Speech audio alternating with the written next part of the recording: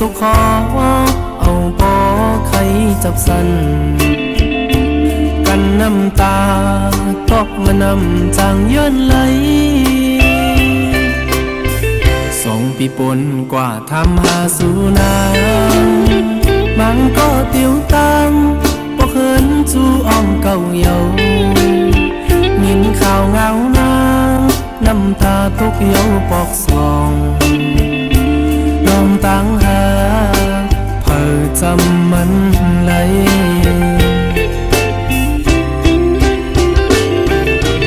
ต่างพัดใจยุบสุ่มกว่าเยาเจ้าใจ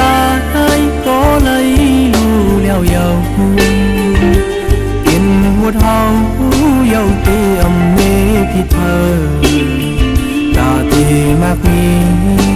เทศลานอนเลยหลายปีปนกว่าหันสู่ปกมาหน้าตานางน้องปอเปิ่งกว่าเยายุ่งโคจมเสืออันเมื่อใจเฮายำหันปั่นเป็นเสียงเยาเอาเศร้ากำเข้ามาตา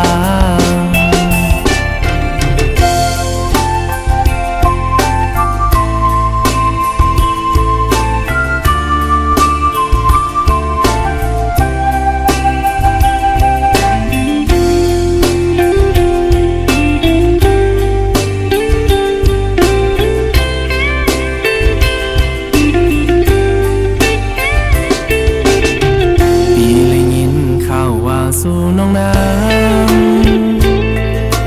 ำเมืองไทยจอมเปิ้นกว่าเยาตกเจ้าตกขอเอาปอ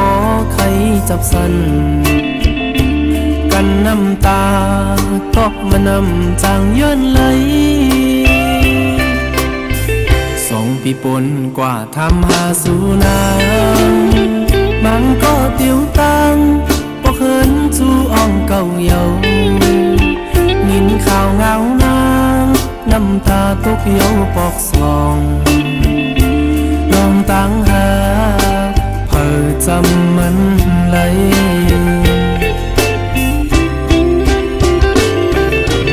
ต่างพัดใจยุบสุ่มกว่าเยาเจ้าใจก็เลยรู้แล้วเยาหัวเท้าเยาเตียมเมพิเธอตาตีมากมีเทศลานอนเลยหลายปีปนกว่าหันสู่ปกมาหน้าตานางน้องปอเปิ่งกว่าเยายุ่งโคจมเสืออันเมื่อใจเฮายำหันปั่นเป็นเสียงเยาเอาเศร้ากำเข้ามาตาง